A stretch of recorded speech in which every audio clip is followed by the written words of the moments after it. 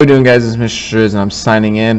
Today we're going to start our genetics section. So this section gets pretty fun. Genetics is good. I mean, just because it's interesting to see how the genes from your parents are passed on, and why you may have brown eyes or dark hair or anything like that. But first we need to start with some key vocabulary. So the first thing we're going to talk about is phenotypes. Phenotypes are physical characteristics of an organism. So they're what you can see. You can see that a person is tall, or brown hair, or blue eyes. So phenotype for physical, the two P's go together. The genotype. Genotype is the genetic makeup of an organism. So these are the alleles. You may big B, little b, or you may have big A, or little t, little t. Those are alleles. So for that G, genotype for genetic. Now, dominant alleles that produce a dominant phenotype. So they're always a capital letter. So for example, if a kid big B is brown eyes, little b is blue eyes, and a kid is big B, little b, even though they have a little b, they're still going to show brown eyes because they have at least one capital letter. It's a dominant allele. Whereas a recessive allele is an allele that only shows the phenotype when there's two of them, and those are always lowercase letters. So in this example, big B, little b, brown eyes and blue, if the kid is little b, then he will have blue eyes. But he only has blue eyes if they're both lowercase letters, because blue eyes is a recessive allele. So that only shows on the phenotype when there's two of them. Now you also need to know homozygous dominant and what that means. Homozygous dominant is just two capital letters. Homozygous, remember the root word meaning the same, so it's either big B, or big A. So they're just two capital letters. That's homozygous dominant. Homozygous recessive, two lowercase letters. So little b, or little a. Heterozygous dominant, one capital, one lowercase. So big B, or big A, little a. Those are heterozygous because it's one capital, one lower, but it's still dominant because there's at least one dominant allele, one capital letter. So since there's one capital letter, the dominant allele will show, whether it's be brown eyes or thick hair there. Now we talked about alleles already, but what an allele is, it's one or two forms of a gene on the chromosome. So you got this chromosome here, and then you got these little shaded colors on the chromosome. Those are alleles. So they're one or two forms of a gene found on the chromosome. Now we talked about the law of independent assortment on meiosis. For genetics, we need to talk about the law of segregation. And what that's saying is two copies of each hereditary factor segregate so that the offspring acquire one factor from each parent. So the law of segregation occurs when this blue and this yellow segregate to this cell, and this blue and this yellow segregate to this cell. So that's the law of segregation. And remember, just the law of independent assortment. Those two independently sort themselves in these two chromosomes there. Now we're moving to monohybrid crosses, and we've done this in middle school before, so this should kind of be a review here. Let's say we're crossing a parent that is big B, little b, so they're heterozygous dominant, and little b, so they're homozygous recessive. Big B is brown eyes, little b is blue eyes. Step one, what you do, write the alleles for the parents at the head of the column in the box. So you take this big B and little b, put the big B there and the little b here, and you take this little b and put them on the side there. Now step two, you drop the parent alleles into a corresponding box. So this little b drops into this box, that big B drops into this box and that box. This little b will drop into this box, and that little b will drop into that box as well. And then you just take these and bring them over. So that lowercase b comes across here and then comes across there.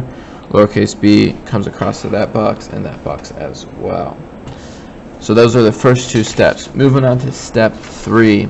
Determine the phenotype and the genotype. So we talked about that phenotype being the physical characteristics, that genotype being the genetics or the genes or the alleles there. So we had this outcome. Now notice there are two. For the genotype, there's two that are big B, little b, so they're 50% are big B, little b, and that means they're heterozygous dominant. Remember, heterozygous dominant is one capital, one lowercase. And the other two out of 4 is 50%, so they are homozygous recessive because there's two lowercase letters. Now notice the phenotypes. You had two that have a big B in them, so they're 50% brown eyes, and then since these are homozygous recessive, it's 50% blue eyes. Alright, another example that you can see here. Big T times big T, little t. So big T is tall, little t is short. Drop your parent alleles. These two go here, and then these two go to the side. Bring down your letters, so that big T drops into that box and that box. Same thing here. They drop down, and then these alleles go across into their corresponding box. So that comes out to phenotypes. You have two that are big T, so, or sorry, genotypes, big T, and big T. So that's 50% are homozygous dominant, two capital letters. Big T, little t, you have two of them there. They are 50% heterozygous dominant because it's one capital, one lowercase. Now all four boxes have at least one capital letter, so that's 100% will be tall for the phenotypes. We'll look at one more, just extra practice, never hurts. You have big A times big A. So you do the parents, they drop down in their corresponding box. So you get two capital A's, a capital A and a lowercase, a capital A and a lowercase. So for the genotype, 2 out of 4 are homozygous dominant, 2 out of 4 are heterozygous dominant. Now big A is thick hair, little a is thin hair. Notice you have a capital letter in each 4, so that's 100% have thick hair. So those monohybrids are pretty easy. The dihybrid is when it gets a little more difficult. And we're going to use the FOIL method that you probably learned about in math. So let's say you're crossing heterozygous that are big S, big Y times big S, big Y, little y. Big S is circled, little s is wrinkled, big Y is green, little y is yellow. Alright, so the first step here, draw your 16 square box. Then use the FOIL method. The FOIL method, remember, F is for first, O is for outside, I is for inside, L is for last. So let's look at these 4 first. Now the first letters are a capital S and a capital Y. The outside letters are a capital S and a little y. Inside letters, little s, big Y. Last, little s, little y. Same thing over here. We got FOIL for this one too. So big S, little y, or big Y. Then outside, big S, little y. Inside, little s, big Y. Last, little s, little y. Now what you do with those is you have 4 different sets of alleles. On this one, just put them at the top. So we took these 4, put one here, the outside, the inside, and the last. Same thing with these 4 sets. You take them down to the side. So you have the first, outside, inside, and the last there. Now step 2. Gets a little more tricky here. So what I recommend, when you drop the parent alleles in the corresponding box, put the letters together, so the S's and the Y's. Now, it's similar to the monohybrid, where these letters just get dropped. This big S gets dropped in all these 4 boxes. You know, same thing with this S, and this S. This big Y also gets dropped into these 4 boxes, along with this little y, this big Y, and little y. So they're all dropped down into each box. Same thing goes across. This big S goes all the way across in each box. That big Y goes all the way across in each box. Same thing with these letters here. They just go across, one in each box. One S and one Y for each of them there. And like I said, it just makes it easier if you put the S's and the Y's together, or whatever alleles or letters we're working with. Now, this one's a little more tricky in the sense of the genotypes and the phenotypes, because there's many different ones. There were 2 that had 2 big S's and 2 big Y's. 2 out of 16 had 2 big S's, 1 big, 1 little y. 1 out of 16 had 1 big S, 1 little s, and 2 big Y's. 4 out of 16 had a big S, little s, a big Y, little y. 1 had these alleles, and so forth. So on this one, it's just out of 16. And with this one, like I said, it's a little different. But just kind of go through your boxes, you know, right? Notice, you know, this one has big S, little y, and you look for any more that have that, and notice that we do have it in another time in there as well. So just write them down and see if there's another one that has a big S, and a big Y. Big Y there.